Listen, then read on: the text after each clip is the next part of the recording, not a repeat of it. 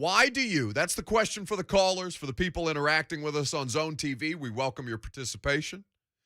Facebook Live, YouTube, Twitter, and Twitch. Why do you want this guy? Somebody make the case to me. 615-737-1045. Why do you want Stefan Gilmore? Because I understand it is a knee-jerk reaction. I'm not saying that I'm outright opposed to it, but there is some hypocrisy in wanting the Titans or thinking the Titans' solution to all of the issues that they have right now, or at least a great majority of them, is to acquire an expensive, hurt, 31-year-old cornerback. Is that not the issue that you've taken with a lot of these acquisitions by John Robinson as of late?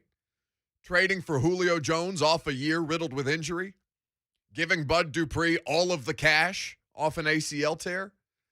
Taylor Lewan struggling off of an ACL tear? Caleb Farley can't get on the field, first because of a back, now because of a shoulder?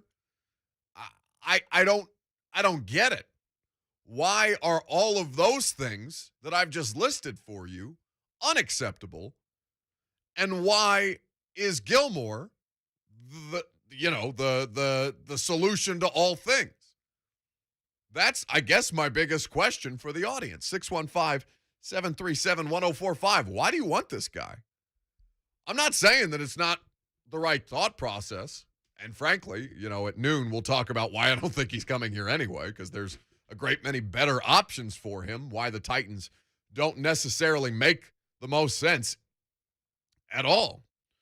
But, Stefan Gilmore to the Titans would be fun. It would be spicy. You do have a little bit of financial flexibility. Remember that you did restructure Julio Jones' contract earlier this offseason, but you do need to retain some cash for injuries in the future, potentially, for practice squad, for all of these things, just to give yourself a little financial cushion. But for Titans fans out there, I'm curious why one thing is unacceptable and this thing is going to cure all of your ills.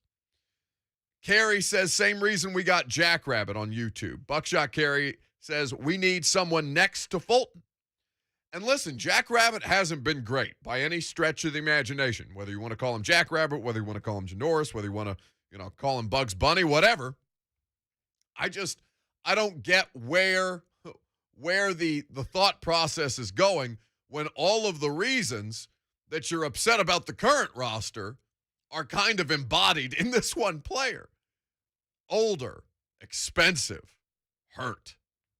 Now, I texted Mike Giardi of the NFL Network this morning. Of course, if you've listened to this show, you know Giardi well. You know that he's based in New England and that he's been covering the Patriots for 22 years, outside long before he was with the NFL Network. I texted him this morning. I go, hey, what's wrong with Gilmore? He said to me he wasn't playing until they paid him, which is why he hasn't been playing. My understanding is the quad, which is the injury, has been good for some time. He told me back in August he'd be open to a one-year deal if the price was right, but maybe he only meant in New England. He's gone underground the last few weeks. I should have known something was up. From our buddy Mike Giardi at the NFL Network. So you got a player who wants more money. You got a franchise that's not willing to pay him but is still trying to trade him before they have to outright release him because they can't get anything done with him. He's been a malcontent. So you're inviting that into a pretty fragile ecosystem right now.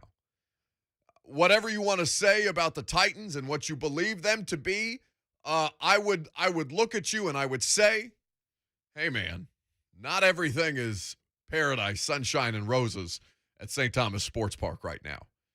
That Jets loss, it didn't just upset the fan base. People in that organization, everybody's looking around, head on a swivel type of deal. You are talking about injecting something into that environment that you don't have any guarantees is going to solidify anything. You're operating more on the name. You're operating more on what could be rather than what realistically is. And that all assumes that he would even want to come here. Because I haven't talked to Stefan Gilmore in the way that Giardi has. But would you go to the Titans over the Tampa Bay Buccaneers? No. Would you go to the Kansas City Chiefs rather than go to the Tennessee Titans? Liam Neeson. Would Stefan Gilmore be wise to choose the Titans over Patrick Mahomes in Kansas City or Tampa Bay and his former teammate who he's won Super Bowls with, Tom Brady? No. Thank you very much for your counsel, for your wisdom in these trying times. 615-737-1045. Let's try Charlie in Franklin who wants to weigh in on Gilmore. What's up, Charlie? Yeah, just want to talk about Gilmore. You know good and well, but first of all, let me say, y'all got the greatest show on earth. You and Panzika what a team. Thank you. Anyway, we got to get this guy. Hell, I mean, he's been injured. We don't get anybody unless they've been injured. We're like a magnet. If you're coming off of some kind of injury and you hadn't played in 6 months or you hadn't been worth a damn, Grable's going to get you one way or the other. I mean, it just fills up his hole. I'm out. Rack him. I mean, is he wrong? Not just because he said nice things about us. I mean, we are a great team. It's true. But this is every major free agent on the market, right? I mean, this always happens. Oh, in any NFL market. I'm not saying this is exclusive to Titans fans. This just happens to be the market that the dream team you and I work in. And you saw shouts for Jalen Smith yesterday. Well, those people are particular. I love you all. I respect you all. But if you want Jalen Smith, you're dumb. I'm gonna tell you that right now. Jay, you got enough problems at linebacker, and I'll do. There's some interesting stuff happening at the inside linebacker position, by the way, which I'm curious to ask Mike Vrabel about later this afternoon when he speaks to the media. Practice has been pushed back, if you were wondering, to 1 o'clock or thereabouts this afternoon. So all things Mike Vrabel and Titans media availability will be pushed back, and so you'll hear more of that on Blaine and Mickey. But, I mean, consider this. He fits what you want to do. There's no doubting that. And Jack Rabbit hasn't lived up to expectations. Now, you can't just outright cut Rabbit for Stefan Gilmore and have any kind of legitimate savings. That's not a real thing. That's not the way that this goes down. Michael Marr 54 tweets the show and says people only want him because he's a name. But you're right. He's injured. It's soft tissue. And who says he's going to be back? If he's healthy, his money will be, or his salary will be costly long term. There's a lot of truth to that. Listen, guys, I'm not outright dismissing it. There's a great line, and I don't know the person who first, if this is even a verb, philosophized this. But I'm not telling you how to think. I'm simply asking you if you'd like to. Why do you want Stefan Gilmore? Because you already did the thing all offseason. Hell, you've done it the last 2 offseasons with Jadeveon Clowney. You already went out and tried to get the shiny new thing with the big name brand that has been historically great. It's not worked out the way you thought it would the last couple of seasons, at least not to this point. Now, it will be curious to see whether A.J. Brown and Julio Jones are on the practice field today. I would be shocked if that was indeed the case. You want a prediction? I never do predictions. You want a prediction? I predict that this Titans injury report today is going to send the fan base into a spiral because of not only how many dudes were hurt before, but how many dudes were hurt after that New York Jets game. 615-737-1045 is how you jump in on the conversation before we get to Josh Pate and talk about some college football because, damn it, we're going to find a day this week to talk about college football. But we will, of course, spend a great deal of time on the Stefan Gilmore situation. We will keep tabs on it. You will hear from Ian Rappaport of the NFL Network, who has done some substantial reporting on this thus far. Adam Schefter, the first to break the news. Josh Domsky says, is Gilmore willing to play 15 yards off the line of scrimmage? Exactly what I was going to say. Yeah. If he isn't, can't play here. Let's go to Robert in Nashville. What's up, Robert? Hey, how you doing? I'm great, buddy. Man, I got a suggestion. I think that we should look at, as a Titan, looking at Dominique Rodgers-Cromartie with his size, he still has it. If you're going to spend, you can spend less money on him, and he's ready to go now. And I hang up. Wait, what? How old is Lucas? Look up Dominique Rodgers-Cromartie. Look up how old he is for me, please. What is the age of Dominique Rodgers-Cromartie? When's the last time he played in the league?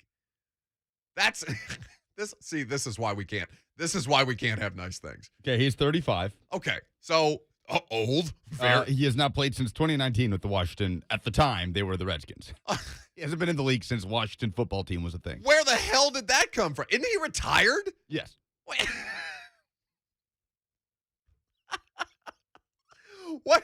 What are we doing? Why are we like this? Robert, I love you. What the hell are you talking about? He retired with the Raiders, and then he came out of retirement to sign with Washington, was placed on IR, and then I don't know if he ever formally re-retired. How many games did he play for the Washington football team or the artist formerly known, or I guess currently known as the Washington football team? 2. What? And then tore ligaments. All right, very good. 615-737-1045. We'll take your calls. We'll get to Josh Pate coming up next. A little bit of college football flavor in between because, damn it, I want to talk about Georgia. I want to talk about Alabama. I want to talk about Florida, Kentucky, and even the Tennessee Volunteers, who seem to have found a starting quarterback. Your stuff on Gilmore as well. We welcome your participation, no matter how ridiculous it might be. I'm Buck Reising. It's 104.5 The Zone. J. Martin Ramone. You're part of the fam just for listening. This is, without a doubt, the best show on radio. You guys have effectively, basically brought us closer to you guys, but brought the listeners close to each other. It's beautiful, man. J. Martin Ramone. Tomorrow morning starting at 6 on 104.5 The Zone.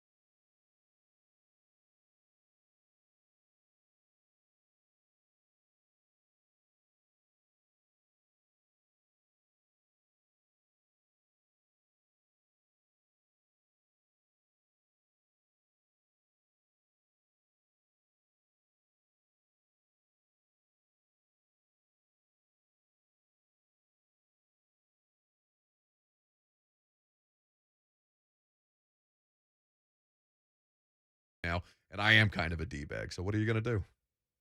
You okay back there, bud? I really hate working on this show, so no, I'm not. Lebowski is saying that he thinks that I beat you, which is, verbally, I would say that's accurate.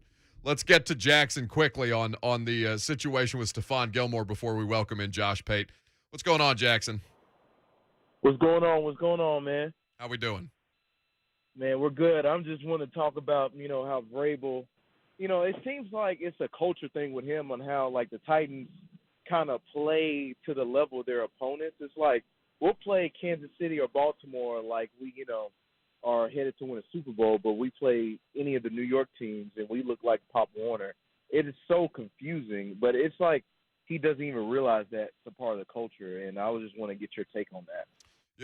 He's talked about it many times before, and it's something that, like, if they had an answer for, they would have figured it out by now. But yeah, you can't beat teams like the Seahawks in overtime and go out and lose to the Jets and not have this become, people drawing conclusions that it's a trend when you have let down games against the Bengals last year and still find ways to beat up on teams that are likely better than you. But we'll get back to the Titans conversation, Stefan Gilmore, later on, because I'm dying to work some college football into this week. We haven't been able to do it at all. So we welcome in Josh Pate of 247 Sports and CBS Sports to help us talk about the world of college football. Josh, welcome on, first and foremost. The world of college football this weekend, what the hell? That's it. You teed it up perfectly. That's it. I don't know, to be honest with you, but I will say this, at most, there's some clarity at the very top for those two brand names. Those two helmet logos of Georgia and Alabama, that looks familiar. Yeah. I think maybe, possibly, Ohio State's trying to work themselves back in that conversation. I'm loving this, though, because normally what happens is you get a tier one that forms, normally 2 or 3 teams deep, and then there's a very small tier 2, normally about 3 or 4 more teams. Right now we got 2 teams in a tier 1, and then there are like 15 teams combined in a tier 2 that separate themselves by about 4 or 5 points, and that makes for some really fun, really unpredictable Saturdays. No, it's been fantastic to watch so far, and just to have even the threat of Ole Miss, even if they ended up not being a threat prior to the Alabama game this weekend, and to see Georgia the way that they ran roughshod over Arkansas. The storylines have been fascinating, even if the result, as we get closer and closer to the college football playoff, ends up being the same primary actors, without, of course, Clemson, who appears to be lost in an ACC that is not very good by any stretch of the imagination. So, let's focus in on Alabama and Georgia before we talk about the rest of the landscape. Is that it? Is that all that there is this year in the sport? Is it already should we already draw the conclusion that these will be the 2 of the 4? No, I'm not doing that quite yet. But I do think if you were to analog this and you were to draw maybe a data point from the past, it does start to feel a little bit like 2011 in the SEC at least. And that's when Bama and LSU just started to separate by a mile. I guess the difference in that year is the rest of the country had a hope that since they had to play each other in the regular season, maybe one would knock the other out. In reality, that didn't end up happening. They played for a title. But I'll say this. Look, yes, those are the 2 best teams in the country. Yes, there's a little bit of a gap between them and anyone else. But we also know something else. We just flipped the calendar to October. And I checked with our stats and info department, and that's the same across the country. Everyone is still in week 6. So we still got a half a season to go. Not even counting what injury could potentially do. Georgia's not even playing with their starting quarterback right now, just to put a little reference point on it. Not even counting what injury can do.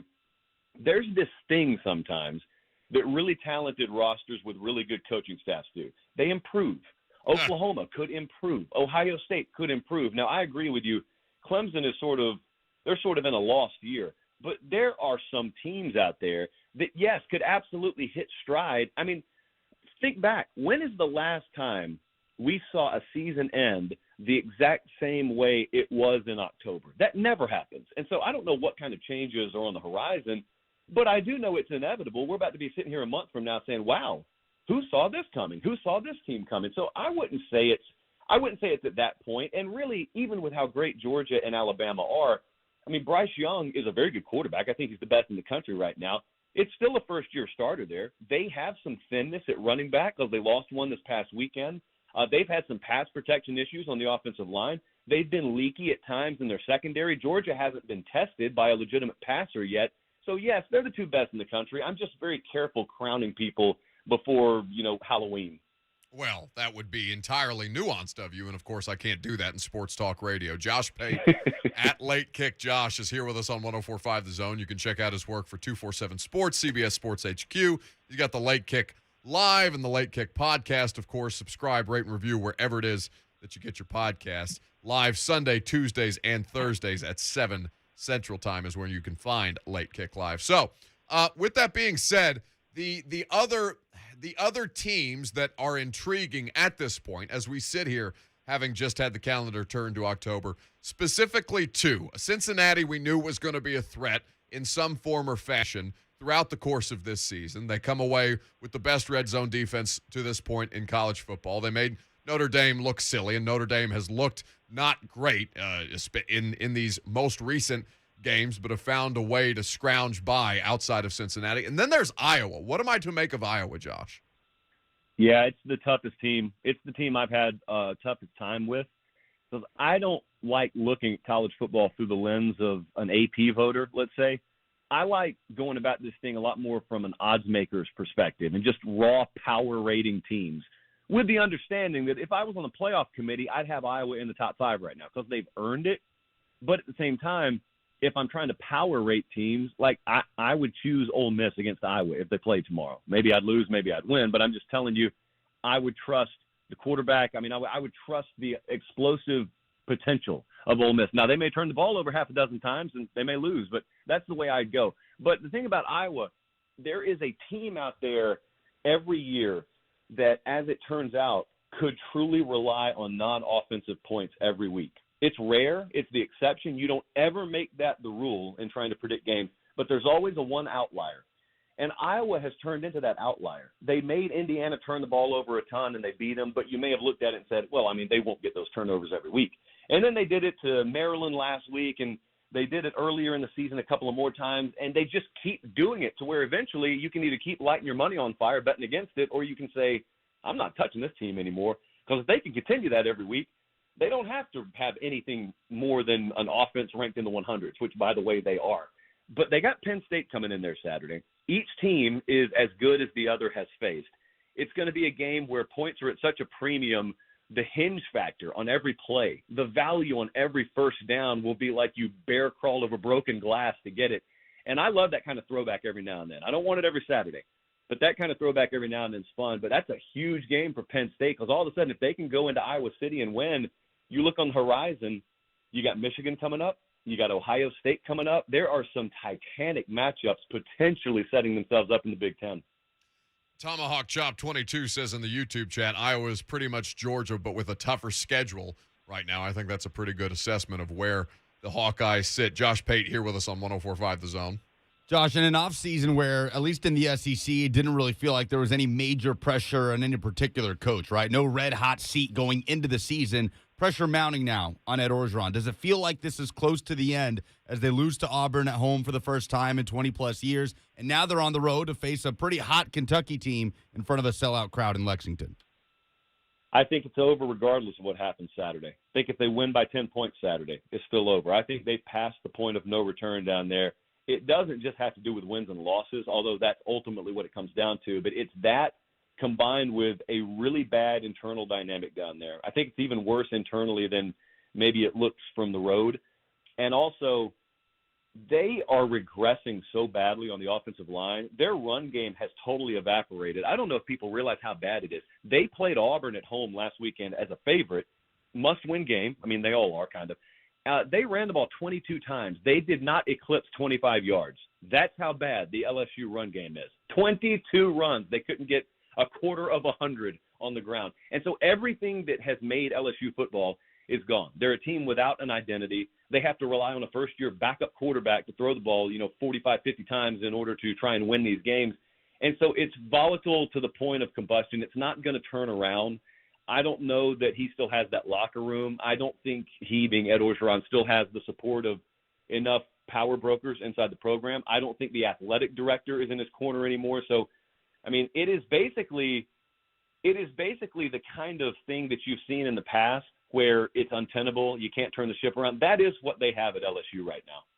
Spicy. And that was, that's without all the scandal that was hovering around that program and that athletic department. Anyway, Josh Pate here with us on 104.5 The Zone, talking about the landscape of college football right now. Speaking of teams that lack identity, I mean, you talked about LSU's inability to get anything done on the ground. What the hell is Wisconsin? 1-3. They have 112 rushing yards on the season this year. That's insane. That's an insane stat to me, Josh. What has happened with Wisconsin, a team that should have, it feels like 1,200 rushing yards through 5 games right now? It's wild. It makes no sense. Yeah, it feels like the metric system. I don't even know how to make sense of that number. I will tell you this. A couple of years ago, there was a kid named Graham Mertz. He's now the starting quarterback there, but he was a no-name at the time. He came in. He was one of the higher-rated quarterbacks that they had brought in on the recruiting trail. He had more stars next to his name. And so you had Jack Cohn there, who already felt 35 years old then, and he's still playing college football. But the crowd grew restless, and they were tired of Wisconsin just being Wisconsin. They thought they were capable of more. They thought the Graham Mertz kid gave them a shot to be more explosive through the air. Well, we fast forward a couple of years, and Jack Cohn's gone. He transferred to Notre Dame, and so they've gotten what they wanted up there. Kind of like Oklahoma fans have been chanting for the backup quarterback. Well, Wisconsin fans got the backup quarterback, and he turns the ball over constantly. There's no consistency, but also in attempting to shift their identity to something they can't be, they chose to totally forego the only thing they could be. So now they're nothing. Wisconsin football is without a face. It is without an identity, and as a result, they're 1-3 or 1-4, something like that right now. They're totally out of the picture as we enter October, and that's a team that a lot of folks had ranked top 10 preseason. That was the counterpoint to Ohio State. You got Ohio State, you think they're going to be high flying, but Wisconsin's going to have their stuff together. That's a really buttoned down program, and so it'll be the oil and water, the David Goliath. Well, no, it won't, because they won't be there. They may not make a bowl game at this point. That's unbelievable. I want to see him play Missouri. Well, yeah, there's Missouri. Let's talk about Missouri, because it is one result. Of course, we are here in Nashville, Tennessee. The Vols are the biggest and the baddest of the fan bases in our state, Josh. You know this well. It's one result, but what Tennessee did to Missouri on Saturday, is that more indicative of how bad Mizzou is right now on defense, or is there a little bit of promise that you're seeing from Josh Heupel with Hendon Hooker at quarterback? If I'm a Tennessee fan, and I got several in my family, here's what my answer would be. I don't care. I just care about the final score. Yeah. I don't care. I mean, what we did to Missouri would get us sent to the hole for a couple of weeks in prison. That's how bad that was. I couldn't believe that score, and I was on the road, so I was seeing the score before I actually got to watch the game, and that was brutality, man. That was abuse by halftime. They're 3-2 right now. They're favored by double digits against South Carolina Saturday, and if all of a sudden, I mean, are we ready for that world? Are we ready for the world where Tennessee's 4-2? And then you still got half a season to go, and you only need 2 more wins to get the bowl game. You know you got South Alabama and Vanderbilt still out there. But they're in a position where they could silently be one of the more overachieving teams in the SEC. Let me put it this way. Tennessee could end up having more wins than LSU this year. So did anyone on this program or elsewhere predict that? Because I know I didn't. Oh, my God. That is an insane – and I'm reading this stat from David Pascal. Tennessee quarterback Hendon Hooker ranks 5th nationally in passing efficiency, having completed 61 of 89 for 838 yards, 10 touchdowns, 1 interception. They're getting efficient quarterback play in an offense that desperately needed it to start the season. How many teams in the SEC East are better than Tennessee right now, in your estimation, Josh? Oh, boy. Well, I would put Florida up there. I'd put Georgia up there. Sure. I do not know how I feel about the Kentucky dynamic yet. It's not because I don't think they deserve a ton of credit. It's just because when I watch you pass for under 90 total yards in your own building, you were 1 of 9 on 3rd down. I mean, you ran it for, 137 or something like that, and you still beat Florida. I tend to think Florida ended up giving the game away. But with all due respect, still, having said that, if I put Tennessee and Kentucky on the field Saturday, I'd probably pick Tennessee. So I would, did I just say Tennessee's 3rd in the East? Is that what I just said? Oh, my God. What are we doing? You are going to whack the beehive. There are people losing their minds across the Mid-South right now. Lucas is just soaked in orange and white. He's got his orange-colored glasses on. He's celebrating. All right. He's Take it basically easy. drunk and naked behind the board right now. Josh Pate has given him life in this what was thought to be a bit of a lifeless football season. He's very hyperbolic, Josh, but you are speaking my language. Yeah, well, think about this too, man. It counts for this year, but I mean, what do they have to do? What does everyone have to do? You have to recruit. And so in order to recruit, if you're a brand new staff, you don't have anything tangible to offer. There's no trophy case. There's no win-loss record. You just have vision. And so when Josh Heupel goes out on the recruiting trailer, he talks to kids, all he can tell them is, here's what we will be. Here's what we will be. Do you trust me? I don't know, coach. Well, now he gets to say, hey, do you have a functioning television? Does your iPhone work? Just turn our games on. Look what I'm already doing. And I didn't even get to pick these players. These are the players who are put in my lap. So if I'm doing this with these guys, imagine how I could function when I get you. Because just between you and me, I actually want you. That matters. That matters very much. So every one of these wins, I know it doesn't matter in the playoff picture or the SEC championship picture. It matters in the future because recruits are always watching.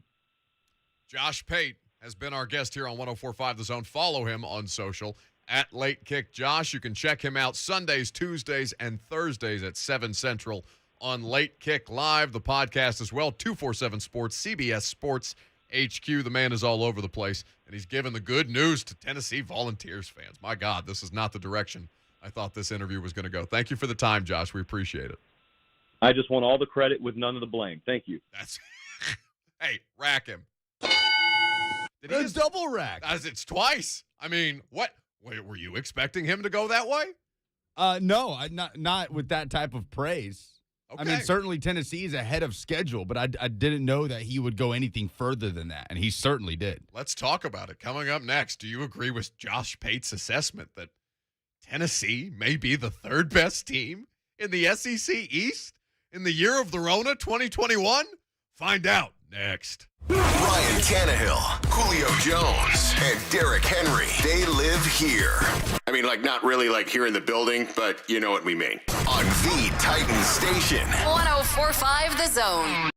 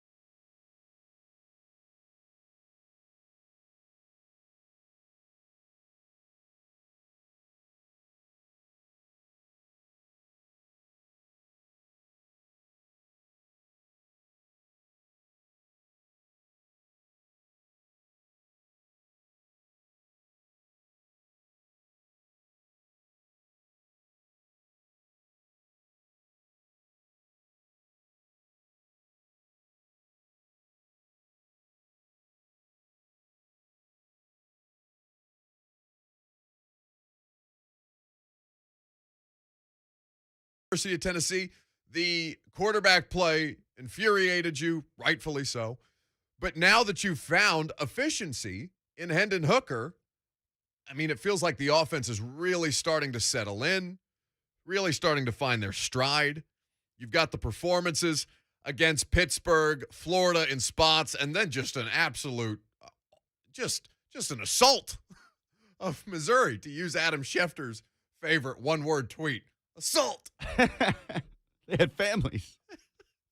So, I mean, they just, that defensive coordinator, or whichever defensive coach that was it, the coordinator that they fired, Missouri? A defensive line coach. Oh. No, Steve Wilkes is still their defensive coordinator. Oh, good. So they went full Jeremy Pruitt. At Yes. least they waited until after the what they game did. to fire the defensive line coach.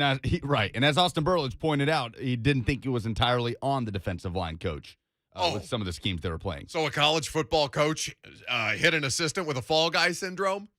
Shocking. Wouldn't be the first time. Shocking to nobody. No, but it did really, the snap of a finger, and it kind of clicked for the first time. For 4 quarters at least, because you saw it in spurts, and it clicked against a really, really bad Missouri defense. Whether, however bad their defensive line is, it's the worst rushing defense in college football. So can you do it against a Kentucky or against an Ole Miss in 2 weeks, where South Carolina this weekend, I don't know how much that'll tell you. It might be along the lines of a Missouri. They're certainly not as bad on the defensive side of the ball. I don't know if we know enough about them yet, but it certainly clicked for 4 quarters altogether for the first time this season. So what do we know? Because Hendon Hooker didn't win the job in fall camp, right?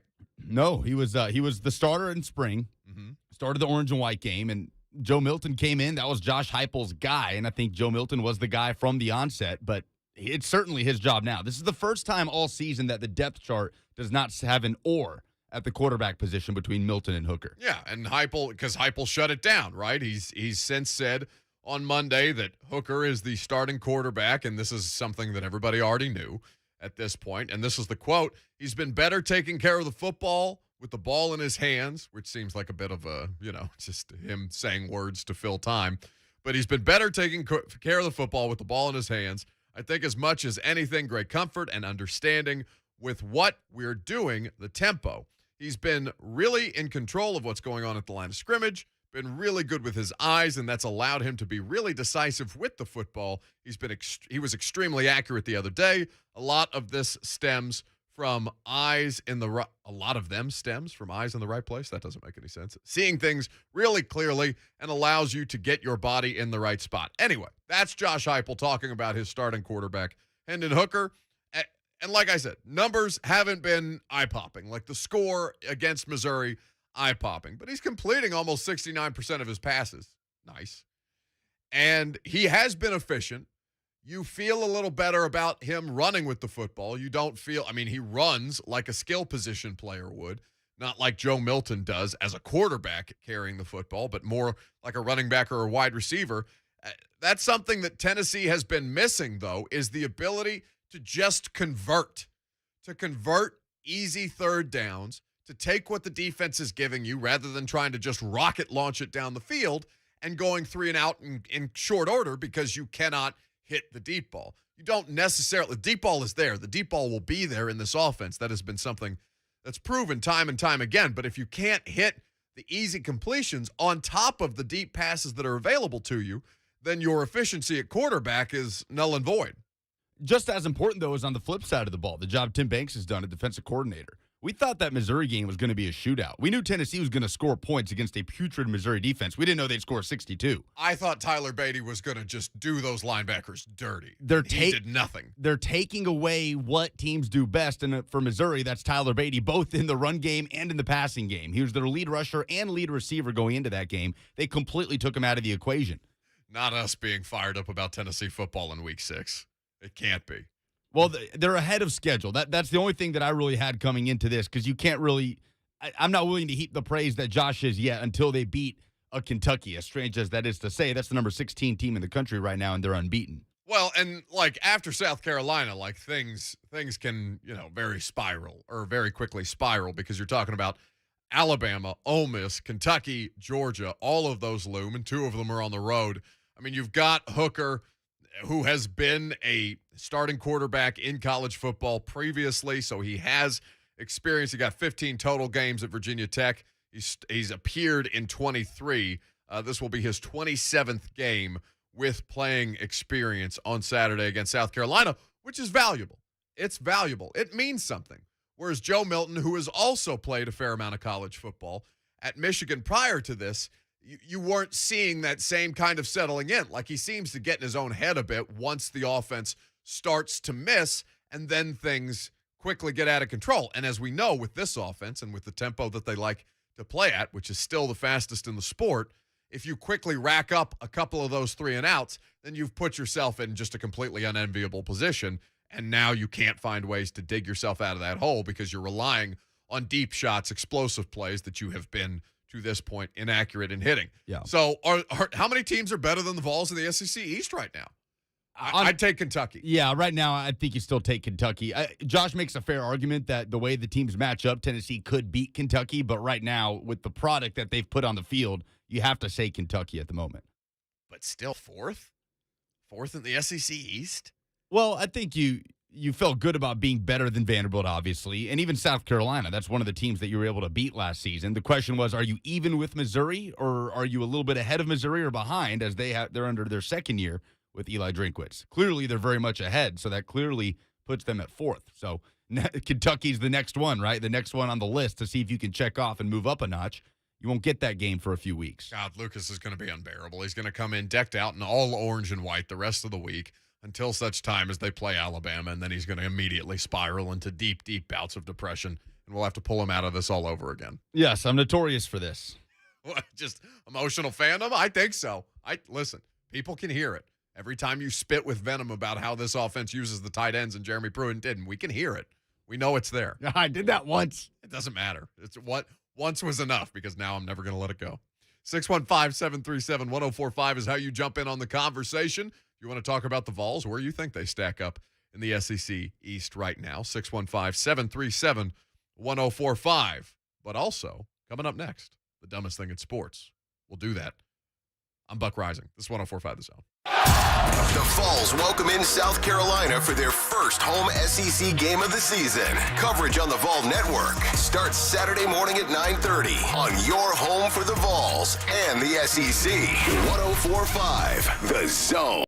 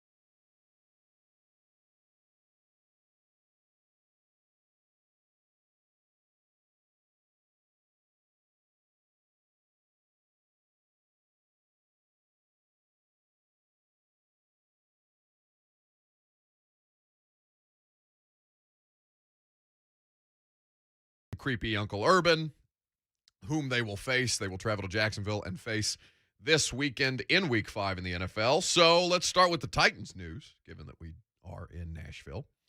The Titans have just sent out an email that they have designated Darrington Evans, running back Darrington Evans, to return from injured reserve. Now, what this means, as we discussed with Marcus Johnson, this means that he's eligible to return to practice, but they have a 21-day window with which to operate in without him taking up an active roster spot. So they have 21 days. They can take it up to the 21st day and then activate him, or they can activate him before that, just as we spoke about with Marcus Johnson, the wide receiver, last week. So Darrington Evans, eligible to practice today, to return to practice today in Week 5 after dealing with a knee injury since the Atlanta preseason game, which seems like 110 years ago, which, it can help them. It can help them, even though Jeremy McNichols seems to have found a pretty comfortable role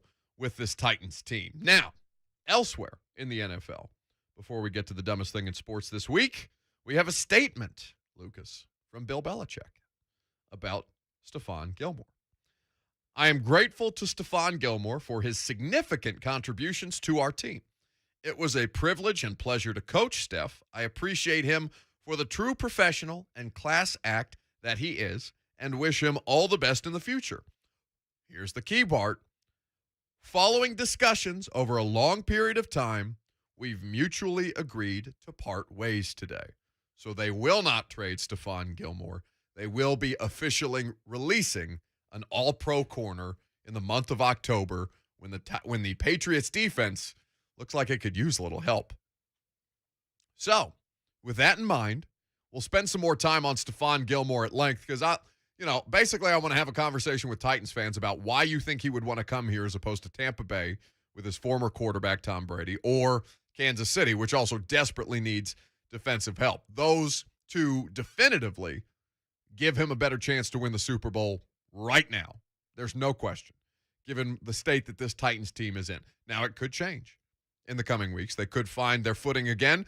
They could distance themselves further with a win over Jacksonville in the AFC South, even as the Colts seem to be, starting to right the ship a little bit. Their first win on the season against Miami. The Texans look to be terrible, and, Urban Meyer is credit card swiping women at a bar. But in the meantime, let's do the dumbest thing in sports. Let's be honest. You've already seen something this week that made you say, "What the is this?" That's bullshit. What the hell? Give me some more now. Something so mind-numbingly idiotic that you just want to get it off your chest. Dumber than a second coat of paint. Some idiot. You are really dumb. For real. It's the dumbest thing in sports this week on the Buck Reising Show. Load them up. 615-737-1045. 615-737-1045. What's the dumbest thing in sports this week?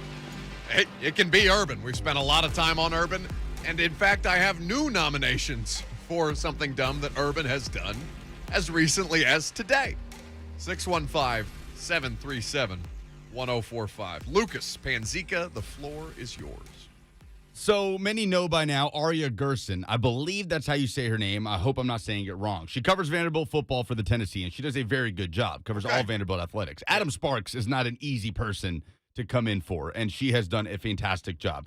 I saw in a thread, I believe last Friday, she joked in a Twitter thread saying, my gamer tomorrow should be with the headline, quote, I watched UConn Vanderbilt so you don't have to. Vanderbilt fans in the replies. Are you trying to independently alienate every Vandy football fan away from the Tennessean? Do they actually pay you? Why? I guarantee the game would be better than whatever bleeping article you write afterwards. This is a really offensive comment. And those are the only ones I'm going to read. The list goes on and on and on and on.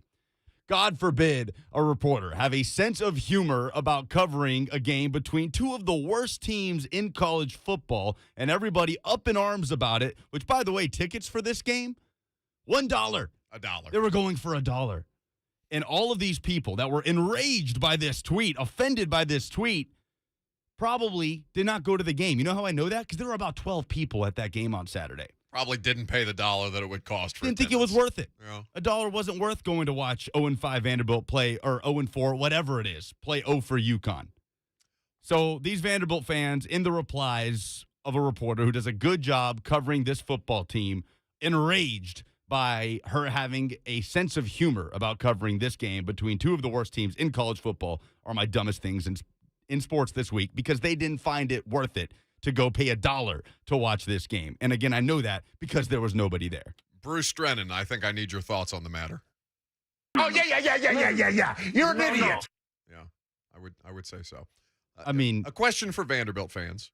And listen, this is not an indictment of all Vanderbilt fans, but for the rational and reasonable Vanderbilt fans among you, why are the rest of you the way that you are? Asking, are you trying to independently alienate every Vanderbilt football fan? What do you mean?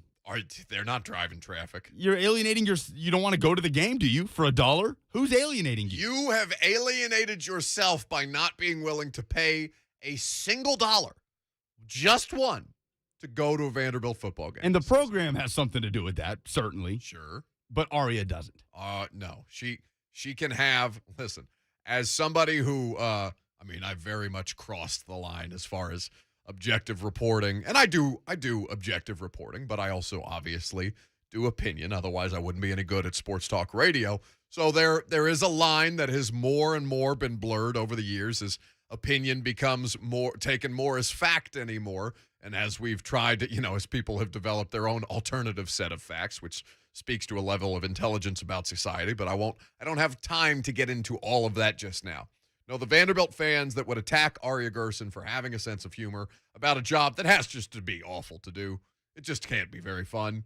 I have been a part of simply Vanderbilt home games, not even tasked with watching all of the Vanderbilt games in my time as a starving, fresh out of college person that needed the paycheck from Vanderbilt Press Box PA to be able to pay my rent on a regular basis. Those times have since passed, and I love Larry Leathers, and I love Vanderbilt under Larry Leathers for giving me that opportunity, and it was a great time and a much-needed paycheck at the time. But it was also often terrible, often terrible. And so to be tasked with that being your sole focus as a sports reporter for every game and for all goings-on with the program, Aria Gerson is allowed to make a joke. Jeff Stokes has tweeted me, I was at the game. Vandy had around 15,000 watching in the rain. First of all, I don't believe there were 15,000 people there. I don't know because I haven't seen anything announcing the attendance. Second of all, if you're bragging about having 15,000 people at an SEC football game, that's the problem.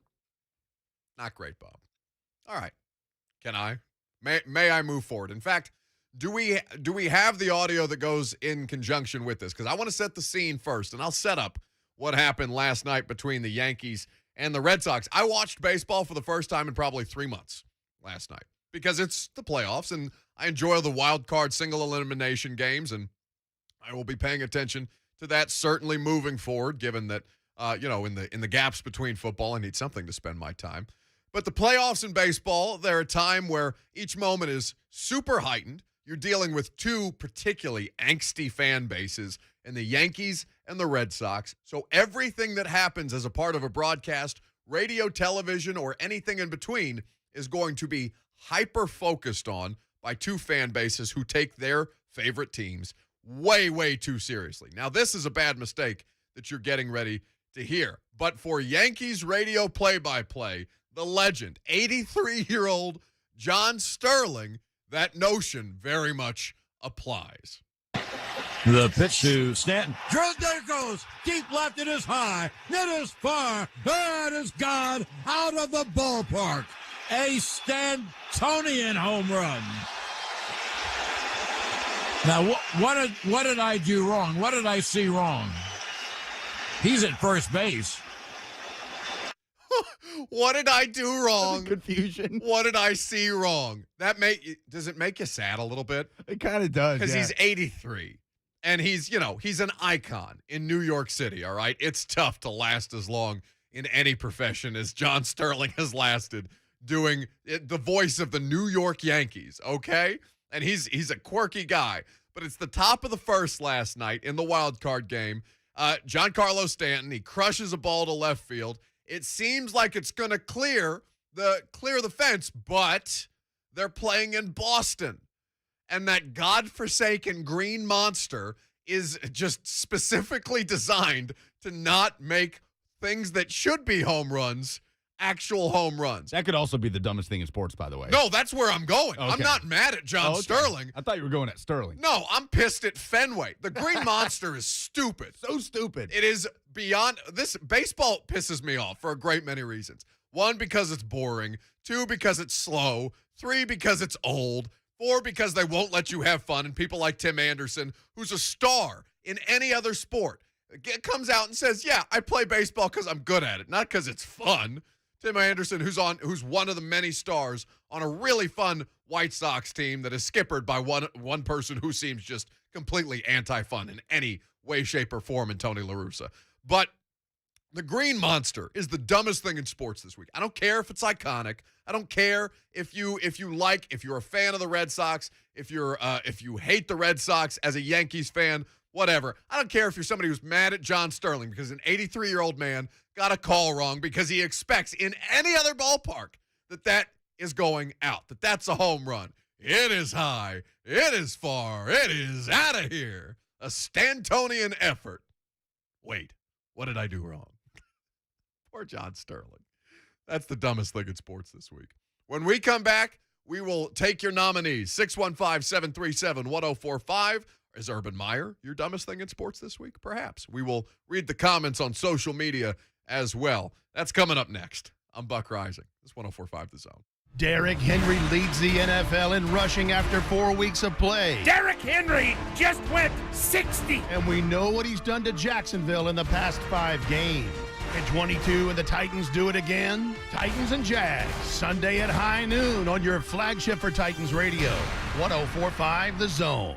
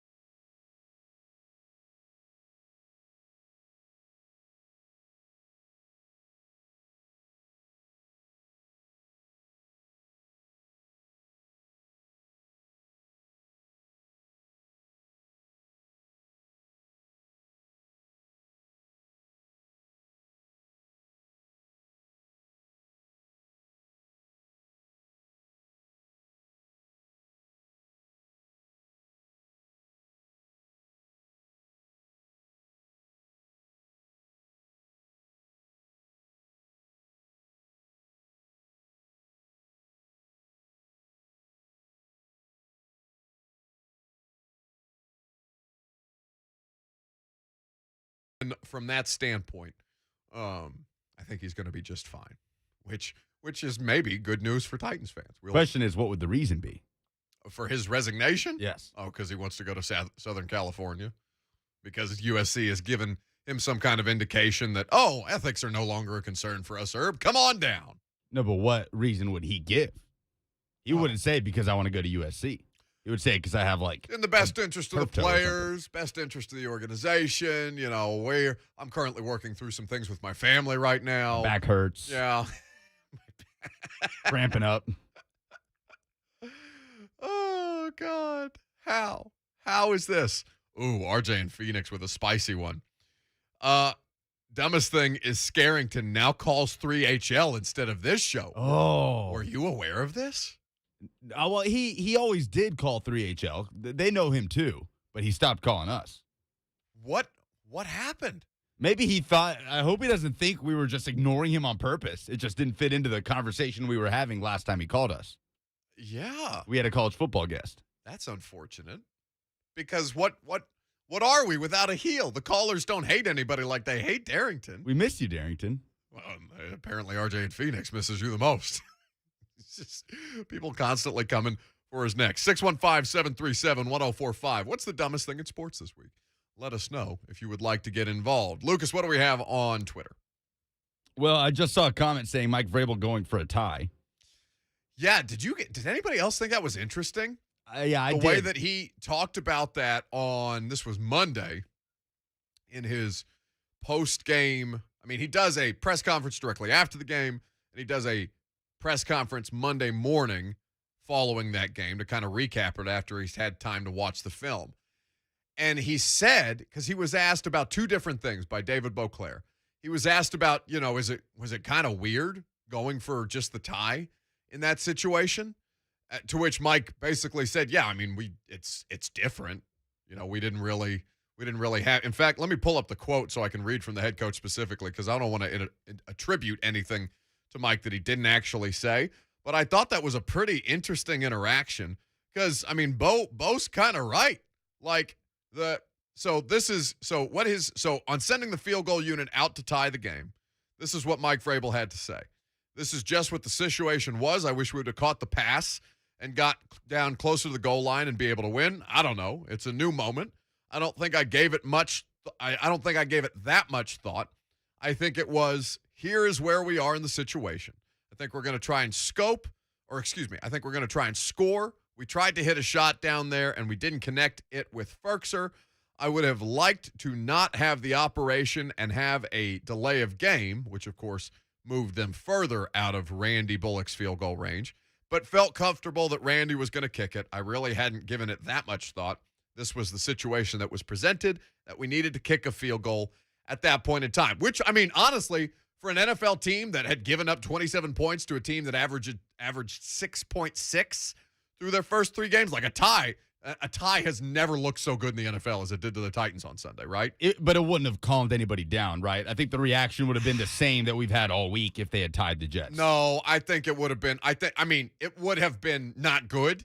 It would have been very upset, but I think it would have been just kind of like, all right, meh, at least it wasn't a loss. Rhett Bryan would know this. He just walked by. I was talking to Mickey Ryan about it in this studio during the Titans game Sunday. I don't think the Titans, as the Tennessee Titans, have ever tied a game. Thank God. I hate ties. I hate ties so much in the NFL.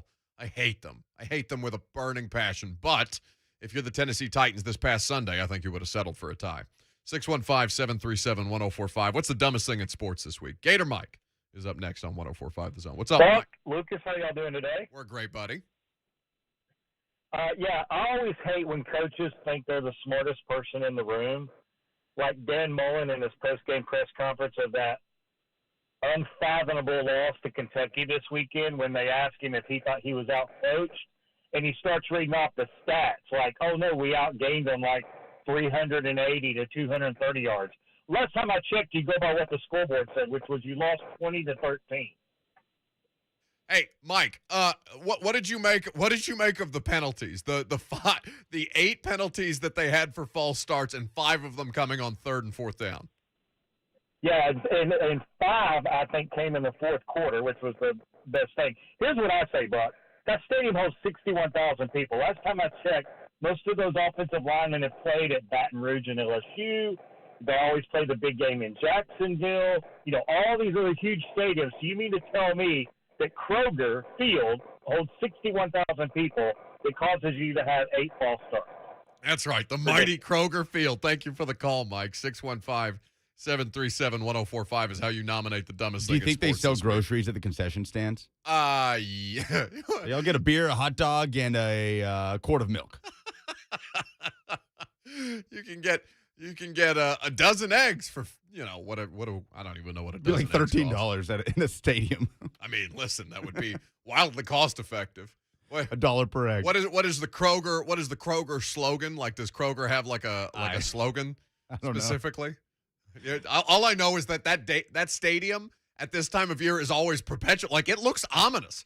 Kroger Field looks like a scary place to play because it's perpetually just pitch black dark at 3 p.m. It is a sellout against LSU this weekend. Oh, no, the Tackle Cats fans are quite passionate in ways that irritate me because, you know, how I feel about just the University of Kentucky in general because of where I went to college and how Coach John Calipari is a coward because he refuses to play Indiana, Kentucky as a basketball series anymore. But, you know, Gator Mike he's not incorrect. Dan Mullen had a couple of bad moments over the course of this weekend. Listen to him talking about that weird interaction that he had at the end of the game where he's just got this goofy smile on his face, congratulating Stoops, the Kentucky head coach. You could probably get, if you keep a camera on me the entire game, you'd probably catch me doing all kinds of things that probably would be like, boy, I wonder why he's doing that at this very second. So. Could be worse. You could be Urban, but I was just curious. Thank you. If you didn't hear what that reporter had to say, it could be worse. You could be Urban. This was Saturday night, so this is when everything was starting to come out. Urban hadn't said anything. Woo! This was right when it was fresh. It could be worse. You could be Urban.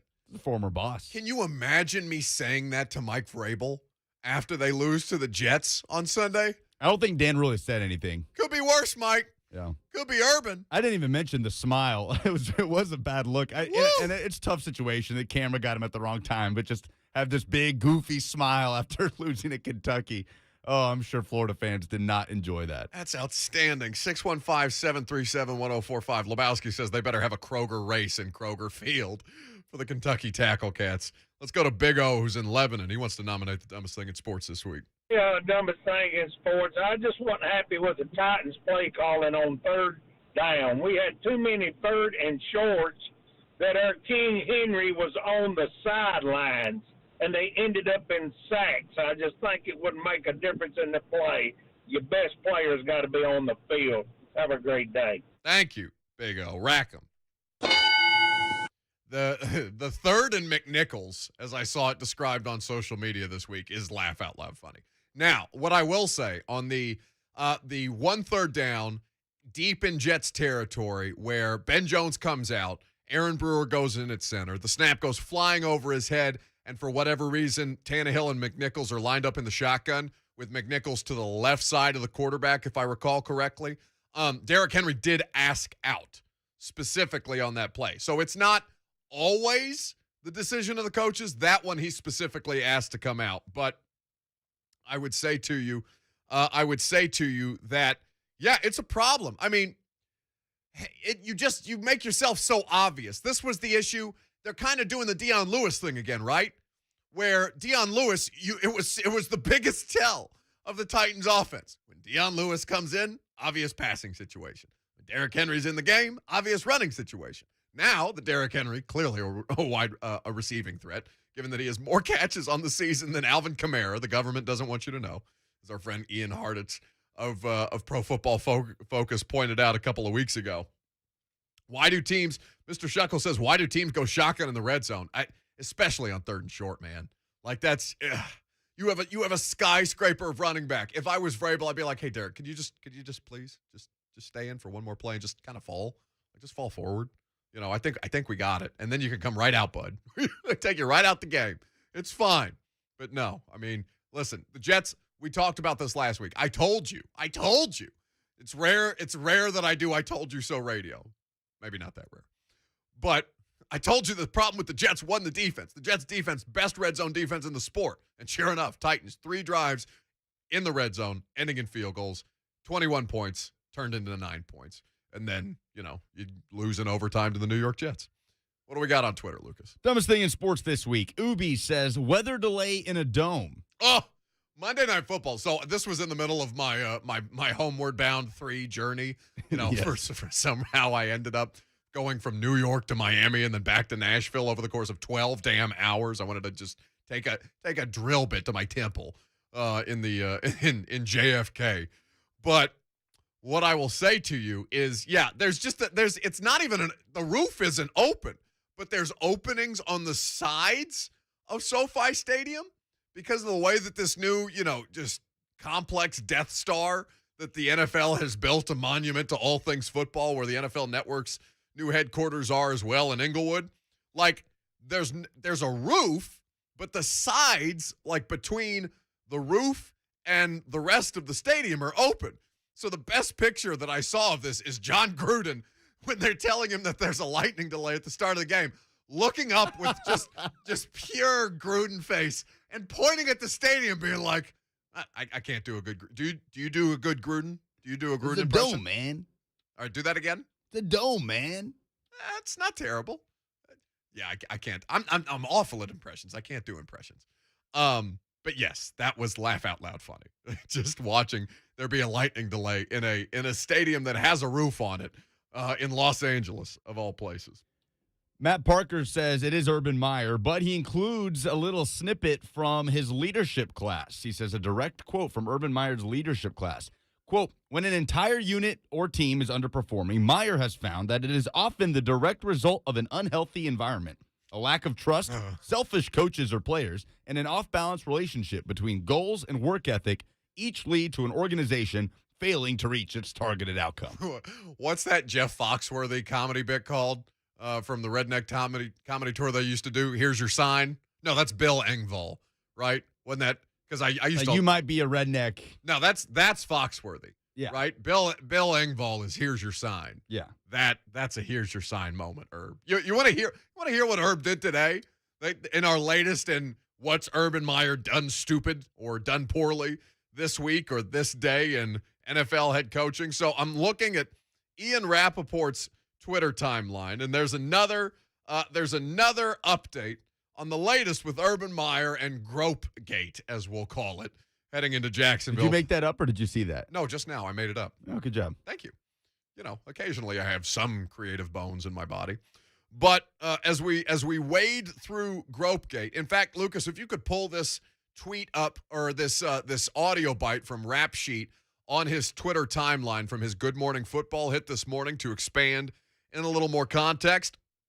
So we are now, it's removed from Saturday, right? So Sunday, Monday, Tuesday, today is Wednesday. If you're counting at home, that's 4 days removed from Gropegate, or when the first videos of Gropegate appeared on social media. Now, they were very quickly expunged, which means that Urban Meyer's agent found a PR team real quick to try and rid this thing from the internet. But listen to what Rap Sheet reported this morning on what Urban Meyer had to say to his team 4 days after the fact. Well, Urban Meyer addressed his team, the entire team today, in a speech really a couple minutes ago, to take responsibility for his actions at a Columbus bar involving a young woman who was not his wife. This weekend, Meyer was, from what I understand, honest and pretty forthright, expressed remorse, asked for forgiveness for his team, basically took responsibility for what he did. He told his team he believed in them and loved them, and said he cares about 2 things, really: football and family. And he said he embarrassed them both. Some pretty strong words from Urban Meyer. It all comes in the wake of owner Shad Khan offering a rebuke in a statement of Meyer given his actions over the weekend, saying that it is essentially on Urban to earn the trust back of the team, of the owner, of the players, and perhaps Urban took a step toward that goal earlier this morning. That's Rap Sheet talking on Good Morning Football this morning about Urban Meyer. 4 days. You know when it should have happened? Sunday, the day after this happen. You know why it didn't? Because Urban Meyer was still in Columbus, Ohio. Not even Cincinnati. He's in Columbus because he didn't fly home with the Jacksonville Jags after they played the Cincinnati Bengals on Thursday damn night. And fell to 0-4. He is a gift. He truly is. I hope he stays in the NFL for as long as humanly possible because I want Urban Meyer on that wall. I need Urban Meyer and how inept he appears to be in the world of the NFL on that wall, just for this constant stream of crap content that he's creating. 4 days. He can't do it Monday because he's having PR meetings. He's having meetings with the general manager, ownership, and the media about Gropegate because he was caught feeling up a woman in a bar in Columbus, not even Cincinnati, that wasn't his wife. While Shelly Meyer is Instagramming pictures of her bathing their grandkids saying, Buddy needed a night off, talking about Urban. Oh, that sucks. Are you kidding me? What kind? I mean, I've already done the Urban Meyer is human garbage rant twice. I did it yesterday. Well, it's evergreen. Oh, well, yeah. I mean, I could do it until the end of the time, and I'll always have a passion for Urban Meyer, human cockroach, always. But at this point I feel like I don't want to run it into the ground much further until such time as the next Gropegate instance appears, or he brings back Tim Tebow, or he gets another fine from the NFLPA because he doesn't know the rules of the NFL offseason, or perhaps hires another racist strength coach, whatever. Urban, the cup runneth over with dumb content that he is willing to provide for us. Lebowski says, couldn't happen to a nicer couple. He's like a kid. He's going to get caught smoking a doobie in the parking lot or something. 615-737-1045 is how you jump in on the conversation. 615-737-1045. We're wrapping up the dumbest thing in sports this week. We will return back to the NFL conversation and also some thoughts on college football. What's happening with Alabama, Georgia, Ohio State, who seems to be trying to climb back into the CFP picture, Oregon, Cincinnati, who's kind of hovering on the outside, and what the hell to make of Iowa. Oh, and based on my call screener, it seems like our friend, the heel, has returned to the show. We'll do that coming up next. Mitchell and Darrington will lead us off on the other side. I'm Buck Reising. It's 104.5 The Zone. Your home for all things Vol. Crank up Rocky Top. Touchdown, Tennessee. Rocky Top. You'll always be home sweet home to me. Good old Rocky Top. Woo! Rocky Top, Tennessee. Let's go, boys. Yeah, 104.5 The Zone.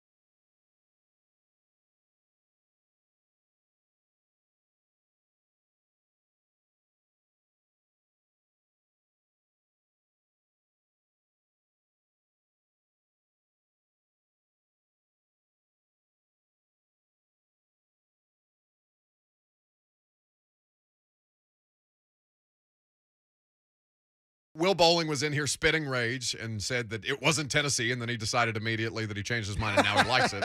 So, Well, see, and that was the argument with the Smoky Grays, especially when they started losing in them.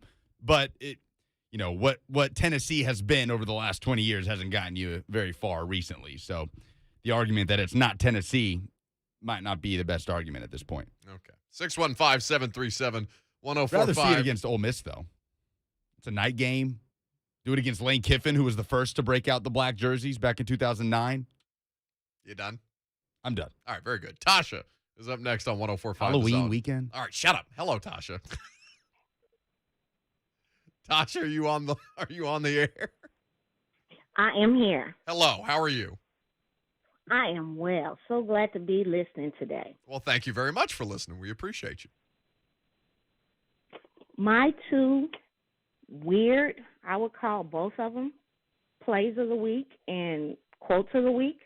First one, Lions versus the Bears game. When the snap comes from the Lions' crotch, and it goes to the Bears. Everybody was in disarray.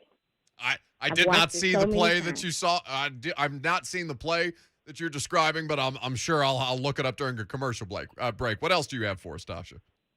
The next one is my life quote, my new motto in life, Mike Drabel's press conference, where he says, "It doesn't affect me one bit." And that's the Titans organization's new slogan. That's all I got. I appreciate you, Tasha. Thanks for the call. 615-737-1045. Go ahead, Racker. Doesn't affect me one bit. Doesn't affect me one bit. Doesn't affect me one bit. I got close. Just saw what she's talking about from the Lions game. It's good. Did you DM it to me? I did. All right. I will look at that. And in the meantime, let us welcome back Darrington, who has long since evaded our phone lines. My guy, where you been?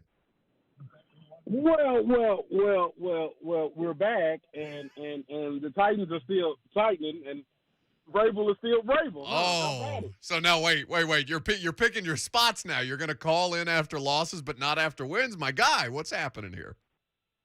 No, hold on now. Because when Tennessee beat my Seahawks, I called in on that Tuesday after I had to self-medicate in California for a day after remorse, because we got our own dissension going over there. So I'm not going to be scared of any of these Titans fans. Hey, what have they won in the last forever?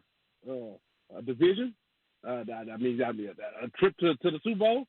Man, who cares about that? We're talking about the team that had the losing its coach in NFL history as their leader. So, I really could care less about them. But what I was going to say is, though, when we're talking about the dumbest thing in sports, I don't know if it's Mike Vrabel going for a tie or if it's the Missouri halftime show when they had the electric dog out there during the halftime show. I don't know which one was dumber.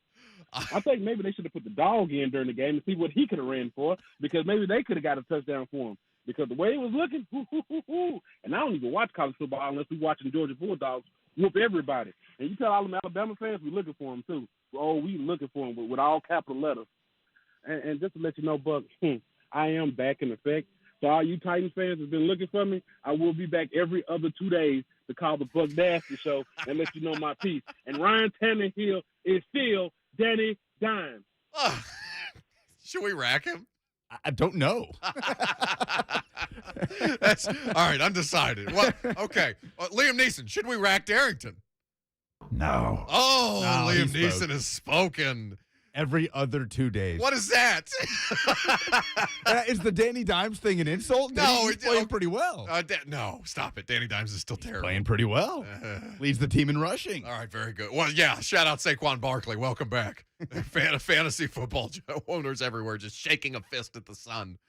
I mean, what do I even do with that? Now, what I will say to you is the Missouri robot dancing at halftime. Oh man. What even is that? It's terrifying is what it is. Well, why? Because it's coming for all of our jobs. It's a sign of what's to come.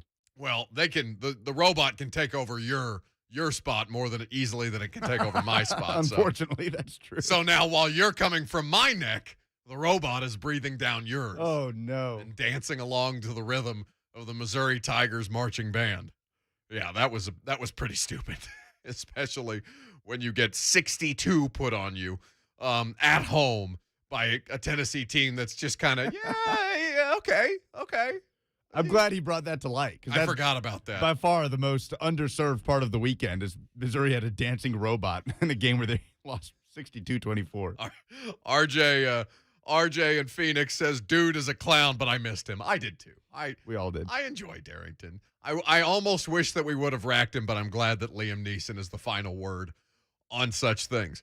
For those of you asking, and there have been many that I've seen today, both on Twitter and on YouTube, you've been asking about Jalen Fly Sadler, who is the offensive lineman from Austin Peay that has been, advocating for a job with the Tennessee Titans or even just a workout with the Tennessee Titans outside the practice facility, because initially we had intended to have Jalen on the radio show today. He will join us tomorrow. I did text Jalen this morning and be like, hey, man, the Stefan Gilmore thing kind of popped up. We're already loaded with guests. If you wouldn't mind, we'll just bump that interview to tomorrow. So you will hear that interview tomorrow with this man who has been, trying his damnedest to get a shot in the NFL with a local professional football team after COVID canceled his pro day. So Jalen Fly Sadler will be among the guests that we have a part of the radio show as tomorrow. Also, which has just been confirmed to me right now, Jeremy McNichols, McWeapon, Titans running back. The only thing that they could do well,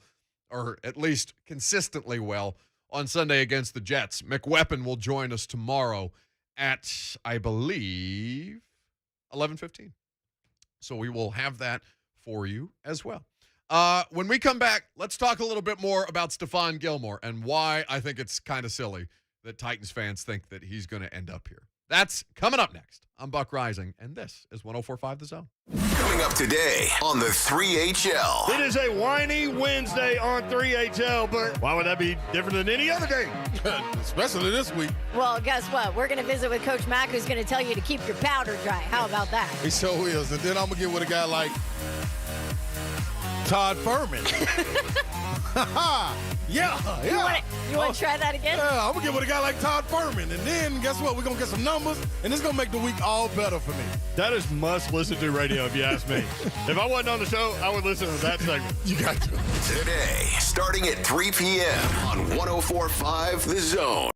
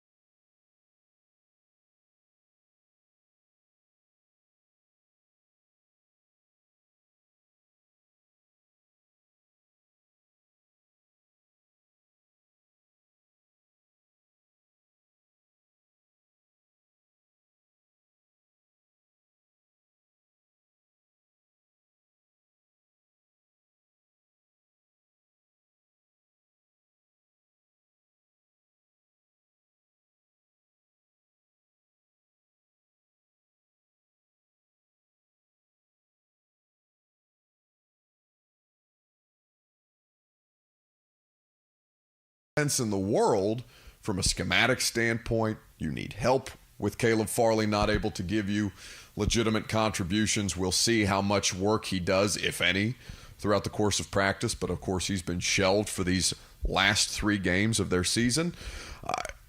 For what he likes to do, what he likes to play, where he is best suited, coming out of that New England Patriots defense, he makes all the sense in the world here. But why would he want to play here? What is the carrot for Stefan Gilmore to look at all of his available options? Because I would venture a guess to say that there are 30 of 32 NFL teams who will inquire for his services. We saw our friend Diana Rossini noting today that basically every NFL team she's having conversations with right now is the same question being asked. How much does he want? Well, we know the figure based on what Josina is saying, but it's kind of crazy to me that he would find it a more logical landing spot to come to the Titans over specifically 2 teams that need desperately help on defense. One, the defending Super Bowl champions in the Tampa Bay Buccaneers, who have just added Richard Sherman and needed so badly the help of Richard Sherman that he played in New England on Sunday night. Played pretty well, by the way. Yeah, he had a couple of tackles. He looked pretty spry. He's down to his Seattle Seahawks Legion of Boom playing weight, 195. There were many jokes being made at the expense of Richard Sherman and for reasons that are deeply problematic about why he found himself a free agent up until this point. But played pretty well for a guy who hasn't played a snap yet in 2021. Stefan Gilmore also has not played a snap in 2021, been on the PUP list. And so this is kind of the, to use an SAT word, this is kind of the dichotomy of the situation. You got a dude who can, in theory, immediately help you right away, who can come in and help supplant, or rather help support, a back end of a defense that is in trouble right now. Janoris Jenkins has not been good enough. He has been fine in spurts, but it has not been consistent enough. Christian Fulton needs more help. Chris Jackson, his status is uncertain. Elijah Molden, they tried him a couple of different times early in the season and found his play unsatisfactory enough in the slot to replace him with Chris Jackson. So you have a guy who in theory can come in right away and help your defense excel, but also you are talking about a substantial financial commitment to a guy that is coming off an injury. And at what point do Titans fans stop getting distracted by the big name, even though you know what he is, you know what he's been historically? It kind of reminds me a little bit of Julio Jones. Give me one reason, if you can, Lucas, why he would pick the Titans over the Bucs or the Chiefs first and foremost, and then why Titans fans should be comfortable with them risking another injury situation, given that this guy, and it's been reported by several people, we talked about what I texted our friend Mike Giardi earlier this morning, or what Giardi texted me, that the calf has been healthy for some time, so maybe it doesn't concern you. Maybe you're just let go and let God at this point. But why would he even want to come here? Make it make sense. Yeah, if for him it's about winning a championship, it's hard to formulate any type of argument that the Titans are right now in a better spot than the Bucs or the Chiefs, to where that would be the missing piece to help them make a championship push. So if that's what his mindset is right now, it doesn't matter how hard the Titans push for him. It's hard to put that logic together. I'm laughing out loud because our buddy Mike Herndon is rage tweeting, Titans fans, John Robinson is an idiot for signing all these old injured players to big contracts. Also Titans fans, get me 31-year-old Stefan Gilmore coming off a serious leg injury now. He also commented when you said, why would Stefan Gilmore choose the Titans over the Bucs and Chiefs, just so he could hang out in the training room with Bud Dupree and Julio Jones. If anybody sees Mike Herndon around town, give our guy a hug, because he's having a rough time. I'm legitimately concerned what the Titans have done to this man after losing to the Jets. He seems to be in a very, very fragile mental state. But is he wrong? I mean, what is it not an oxymoron type situation what we're talking about here, where it is the same exact scenario? It is as problematic as taking a gamble on a guy like Caleb Farley, with a first-round pick who has yet to contribute meaningful snaps to your team. And as somebody who is watching this both very closely and from afar, I just don't understand how Titans fans are justifying it to themselves. And if you want to get involved, 615-737-1045 is the number to do so. 615-737-1045. I think more than anything that you are attracted by the potential of it. Now, can you find a way to get him in on a one-year deal? Can you show him the promise of immediate success, basically? Or not immediate success, rather, but your best chance at making the playoffs? Can you find ways to sell him on, yeah, you're in the AFC South, bud. Like, the teams here suck. I know the Colts just put a hurt on the Miami Dolphins, but it was Mo Alley Cox and a hobbled Carson Wentz. It wasn't any kind of outstanding performance. It was the Colts' first win on the season. You saw what Davis Mills is and was. We've talked about it at great length. And if your biggest threat non-Titans division is Urban Meyer, creepy Uncle Herb, gropey Uncle Herb, who just now talked to his team for the first time today since having all this come out over the weekend, then, I mean, yeah, you've got as good a shot for all the things that are wrong.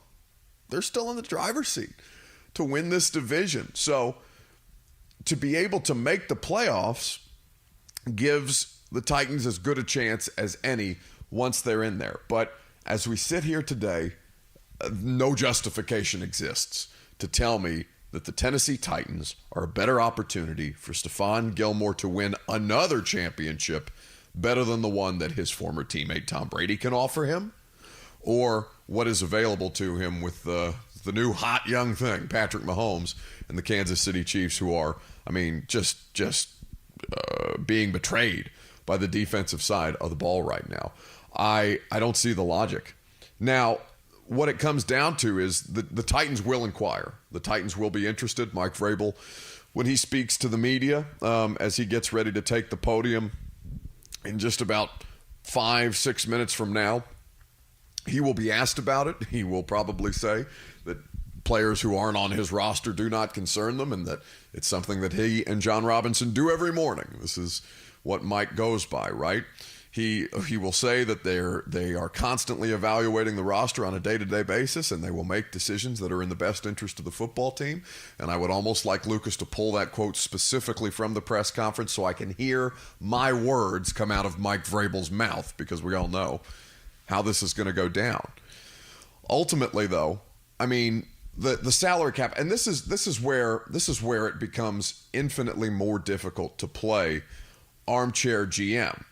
Because, yeah, you can look up Spotrac, and you can look up Over the Cap, and you can look up what the Tennessee Titans have available to them as far as available finances are concerned. Now, you'll get two different answers in both of those places, because right now, the maximum salary cap, as you well know, $190,545,697 and change.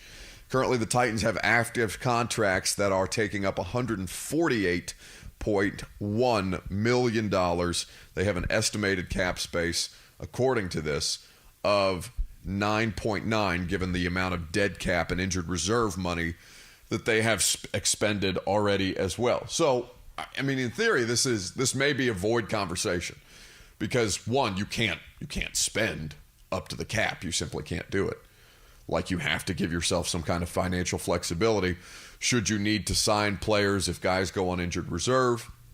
You continue to need this pool for the practice squad. You continue to need this pool for injured reserve players moving forward. It's a long season, and this team is already beat to hell. I mean, you got no way of knowing what the future holds, and to give Stefan Gilmore every dollar of your remaining salary cap allotment would frankly be incredibly negligent. But for this situation, I mean, you can explore cap finances. You restructured Julio Jones' salary or contract in season. You could find ways to do that with other players as well. This is why the salary cap conversations during the summer are so irritating, because you think that you have it figured out. You think you've studied all of the available loopholes to NFL franchises, and then all of a sudden voidable years smack you in the face and you have no idea how Tom Brady and the Tampa Bay Buccaneers are bringing back literally every one of the 22 starters that was a part of that Super Bowl team. And it's going to be fascinating. We know that there will not be any legitimate movement until about 3 p.m. today, so we will continue to keep an eye on that. But coming up next, we'll take a quick break, just a quick one, from the Stefan Gilmore conversation. Will Compton of Bussin with the Boys joins us coming up next. From preseason, regular season, and the playoffs, we got you covered. Oh, wow. The Titan Station, 104.5 The Zone.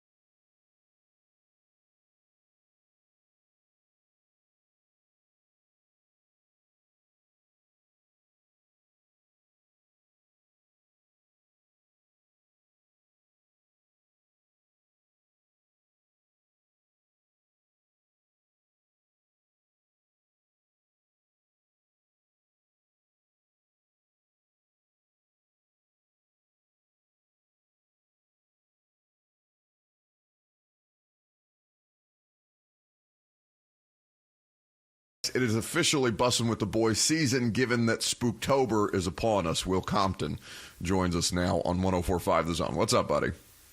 Buck, good afternoon. Always a pleasure. Brought to you by All American Pest Control.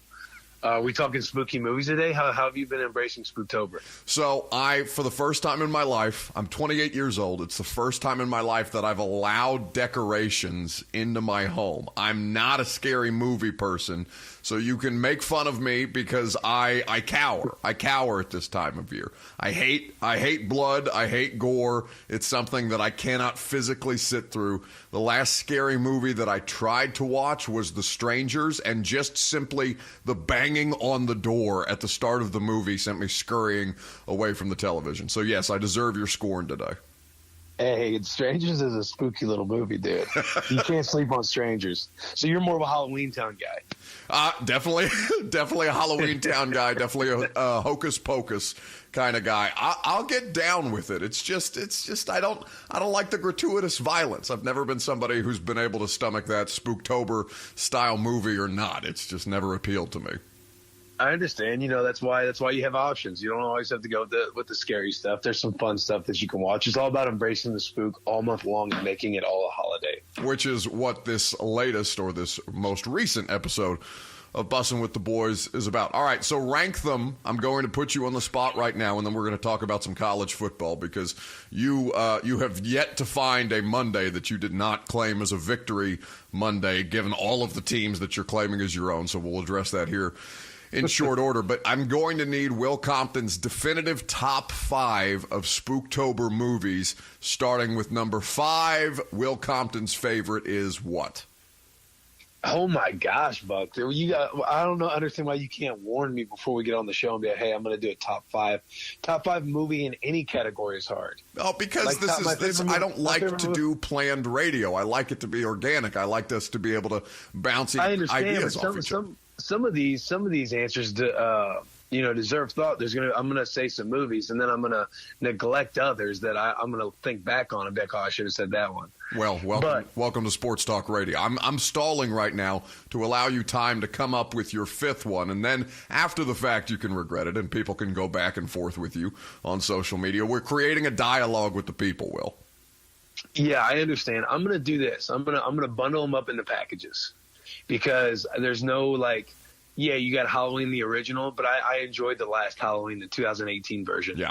And I enjoyed the storyline of Michael Myers. So I'm going to say my number one package is Michael Myers, all the Halloween movies. Those are my favorite. They get a little off track with Halloween H2O and do a little things with Busta Rhymes and stuff like that. But overall, the Rob Zombie ones are sick, by the way.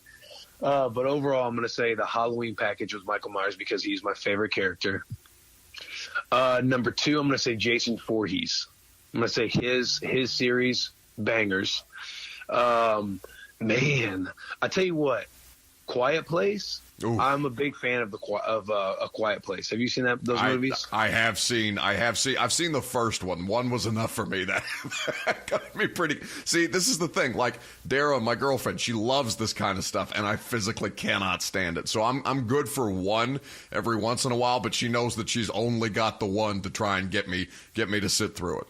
Well, thank God for her. She's probably the reason why you're decorating your house. This is literally the only reason that any of this stuff exists in my home. Man, as far as demonic, The Conjuring. Yep. Conjuring is up there. Insidious has a good little trilogy. Like 1, 2, and 3, usually sequels and stuff aren't that good, or prequels with movies, especially in the scary world. They just get worse as they go. But Insidious is a good demonic spook. Have I named 4 or 5? You have named 4 different series of movies, yes. And then I'm going to go with a TV series on Netflix. I'm going to go with The Haunting on Hill House. Okay. The first Haunting on Hill House series on Netflix. That was really good. So if you're looking for something to binge on Netflix, The Haunting on what did I say? The Haunting on Hill House. Yes. On Netflix. That's where. Yeah, that's on Netflix. Those are my 5. That's what I'm thinking right now. Okay, so what's the approach at this time of year? Because you only have 31 days with which to consume all of this. It's already day 6. So what is the approach at this time of year? Are you watching a movie a night? Is Charo sitting through this with you? Is this how you're trying to indoctrinate young Wilma Earl Rudolph into the world of Spooktober with just direct fear and carnage into the prenatal process? So Charo, she's not a big scary movie fan. So anytime I do it, sometimes I got to be on my own at nighttime. But my approach is kind of different because now that we have all these platforms like Hulu and Netflix and Apple TV, like they come out with originals and theirs too. And I like to check out the new stuff. I like to see what everybody's doing, what's fresh. The classics, I'm always going to hit the classics. The Jason Voorhees, the Michael Myers, the Freddy Krueger, the Scream stuff.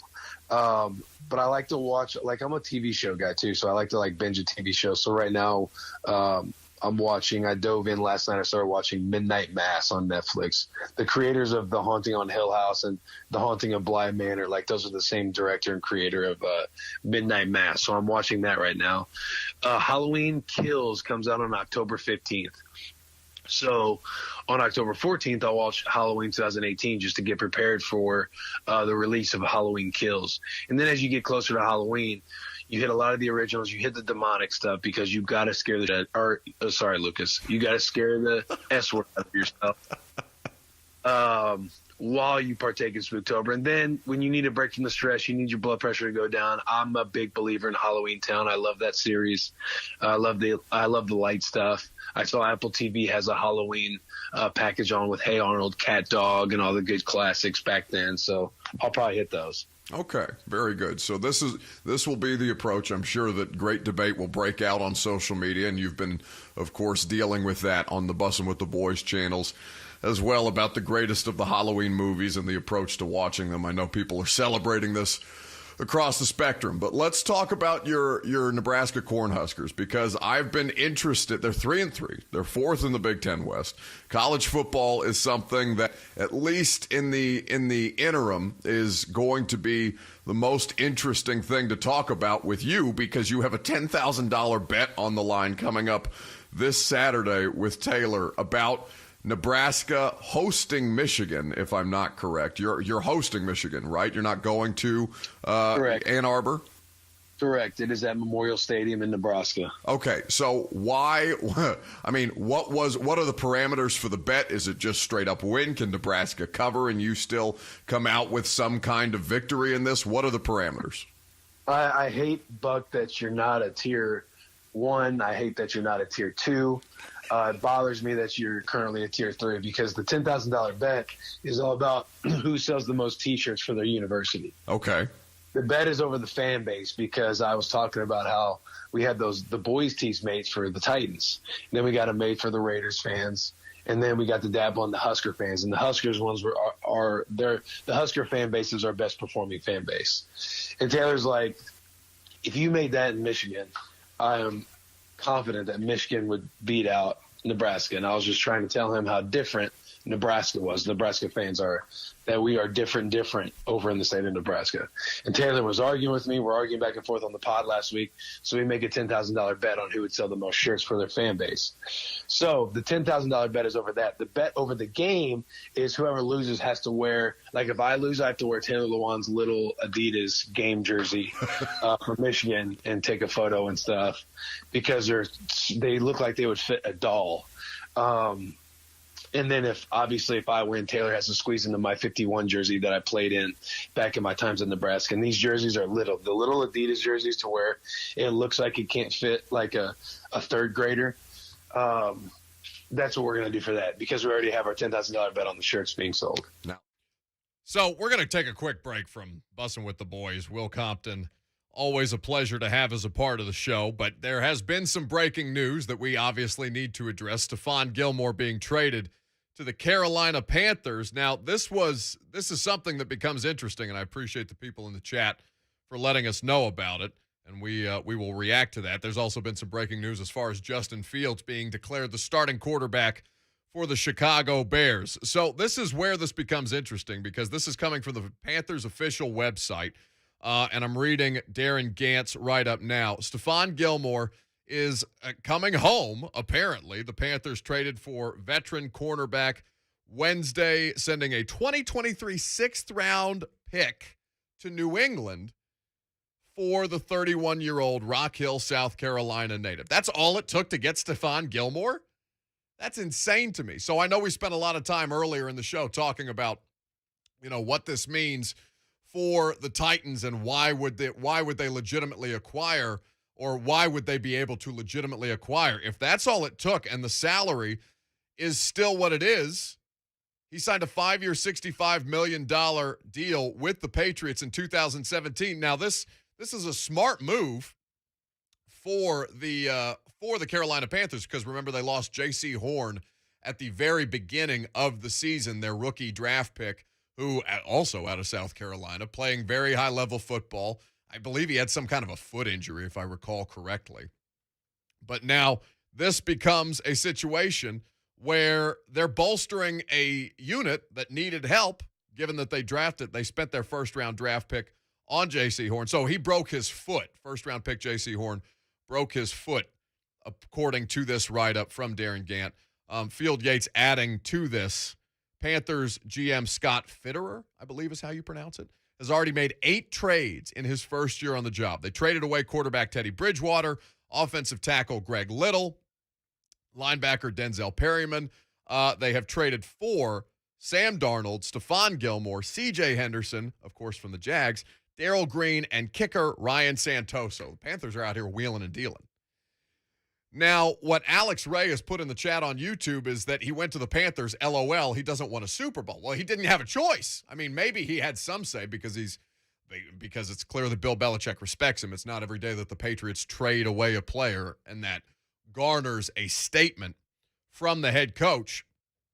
But for the purposes of the Tennessee Titans, I mean, I thought based on that statement, incorrectly it would seem, that their plan was just to release him, that their plan was to just part ways. And I'll bring up the statement again for the sake of the situation from Bill Belichick earlier in the show, as we discussed, because what Bill Belichick had to say is, I'm grateful to Stefan Gilmore for his significant contributions to our team. It was a privilege and pleasure to coach Steph. I appreciate him for the true professional and class act that he is. Wish him all the best in the future. Following discussions over a long period of time, we mutually agreed to part ways today.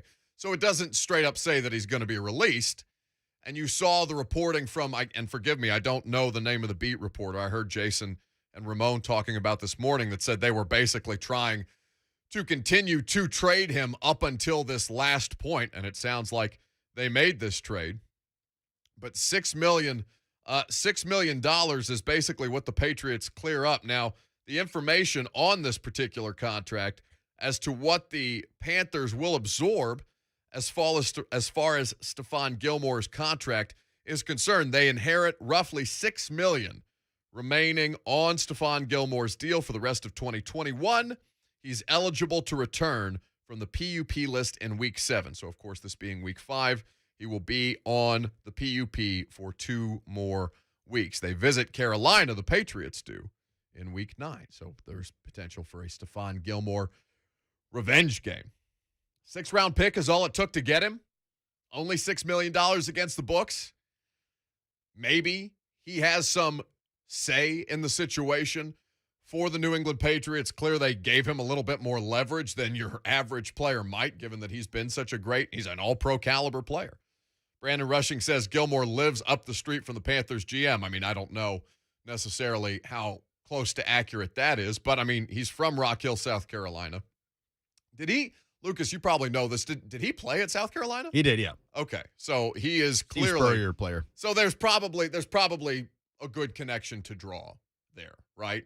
I mean, at this point, I think that's a fair assessment to make. It's speculation at this point, but what I would say to you is that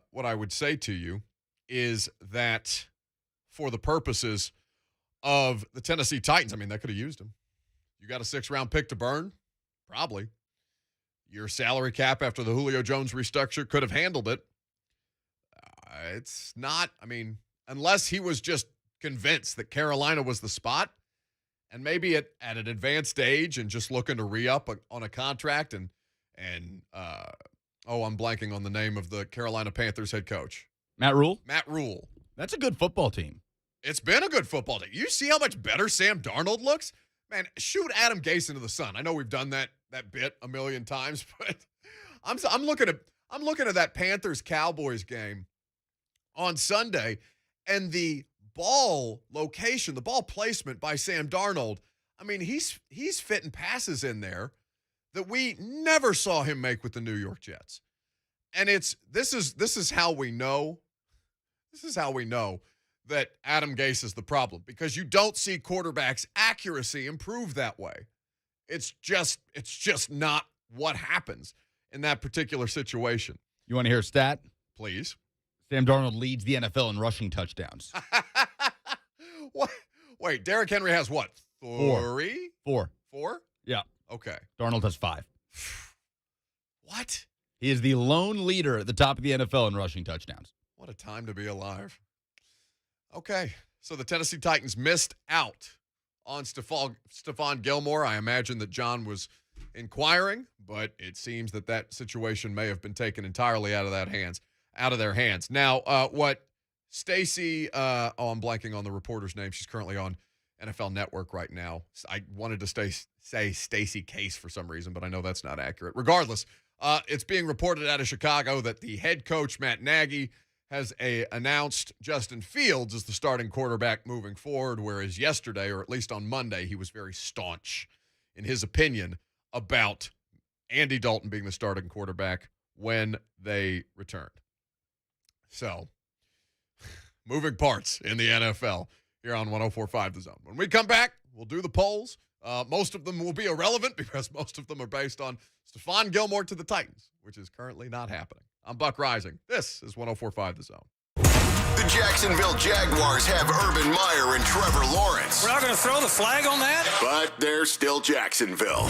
And nobody they bring in can change that. The Titans and Jaguars. Coverage starts Sunday at 9 with Buck Reising on the Lee Company Countdown to Kickoff on your flagship for Titans Radio, 104.5 The Zone.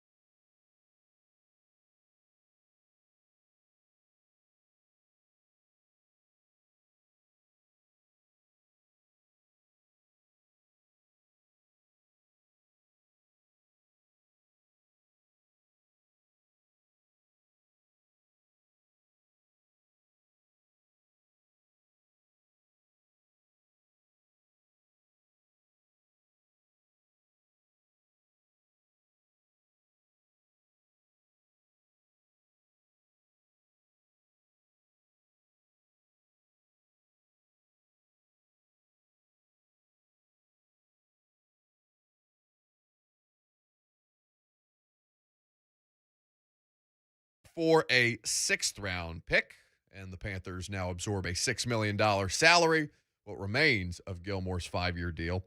So, you're probably pissed if you're a Titans fan about the fact that you're not getting a piece of it, because that would have been a big deal. That would have made a big difference.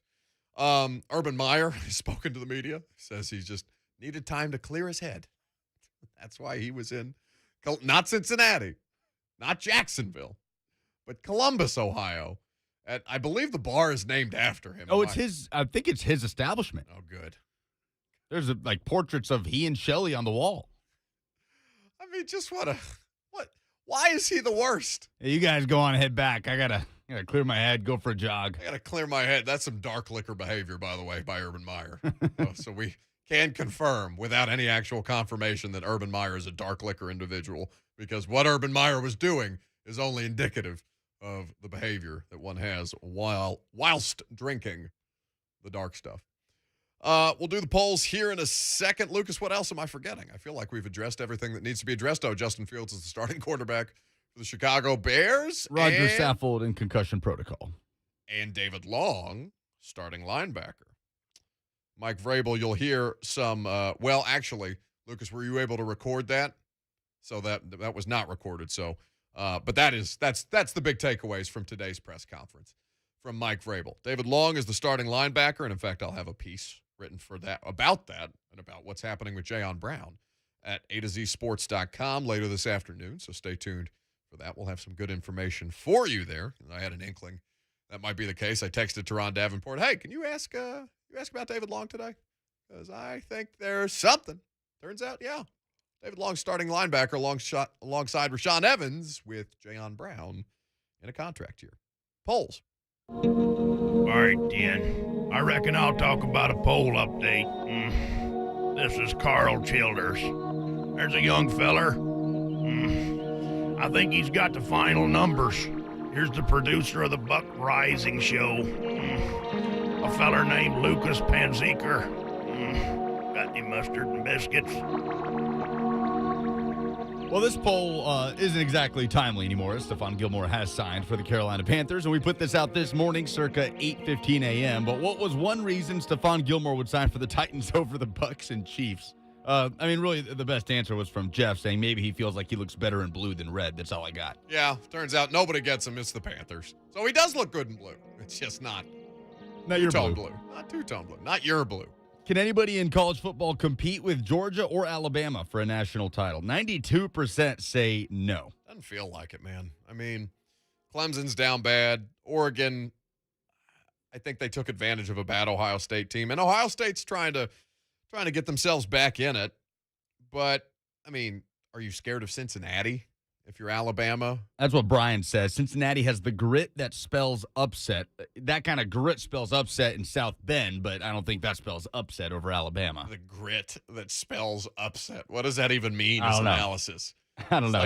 That's like pardon my takes grit week. He also says, Ohio State has figured it out offensively lately, so I would give them a good shot. Yeah, their defense still sinks, though. I mean, I don't think that's making the kind of difference that you're going to need to knock off. I mean, it's not just that Georgia's scoring points now. It's that their defense is still chewing on your quarterback like a wild animal. It's not even. I mean, they're rolling 6-7 deep off the defensive line, and they're merciless, man. I mean, they're killing guys.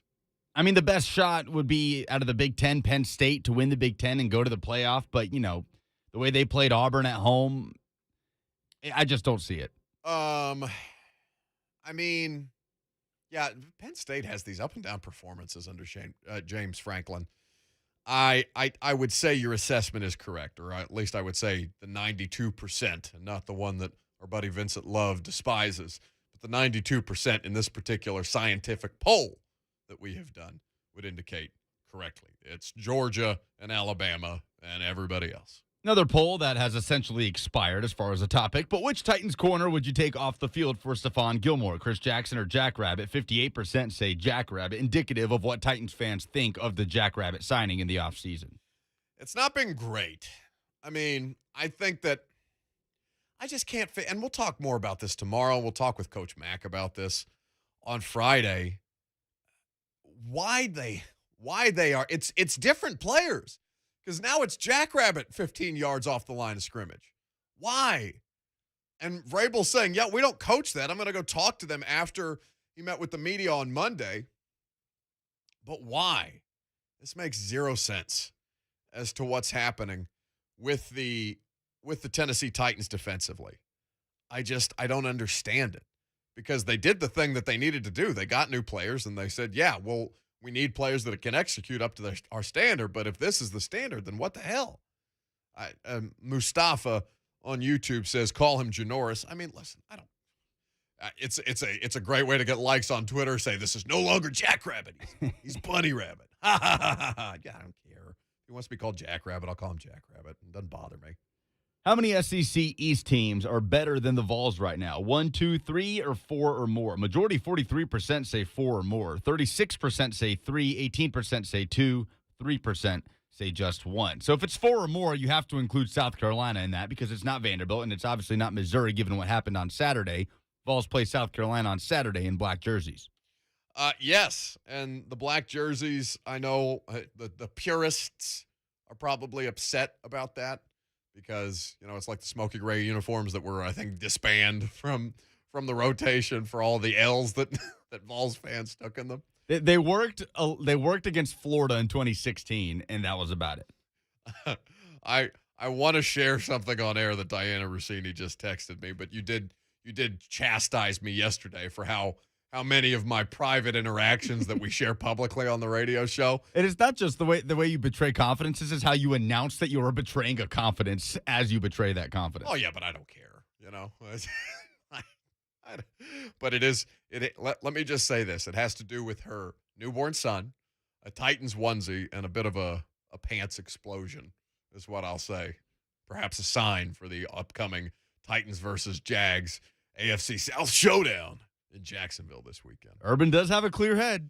Well, and it appears that Diana's son has clear bowels. So, this is such a bad joke. Are those the polls? Those are the polls. Very good. Wycat the Gamer on YouTube says, heard Cam Newton might be headed to Steeler Nation. Heard by who? Is that something that you've seen anywhere else, Lucas? I have not seen that, but yeah, that would fix their problems. What, Cam Newton, a quarterback that can't throw? Right. Yeah, for another quarterback. They've already got one of those. That can't throw. Not ideal. Not ideal. But what has been ideal is this show. It's been a lot of fun today. As I told you, follow, subscribe, review, wherever it is you get your podcasts. Blaine and Mickey going to keep you guys entertained. Coming up next tomorrow on the show, we'll talk to a guy who has been a curiosity for a lot of Titans fans, Jalen Fly Sadler, who has been just waiting outside of the Titans facility as a 6'8", 325-pound offensive tackle from Austin Peay University, whose pro day was canceled by COVID. He thinks he can help make the Tennessee Titans better. We'll have Jalen explain why that is the case. Thomas Edwards, former Titans offensive lineman, a lot of offensive linemen on the show tomorrow. Former Vols offensive lineman will be on the show. Maybe he could help. Maybe with Thomas? Yeah, see what he's got in the tank. He's writing songs right now. You don't want to get out there and get flung around by number 47 for the New York Jets. Blaine and Mickey won't fling you around. They'll keep it slow and steady throughout the course of the afternoon until 3HL shake things up right here on 104.5 The Zone.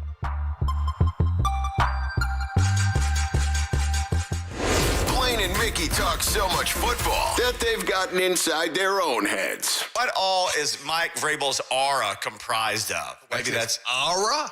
Aura. Now it's funny. Aura. Now I don't even know how to say it. Someone call in and help Mickey pronounce. I'm in my own head now.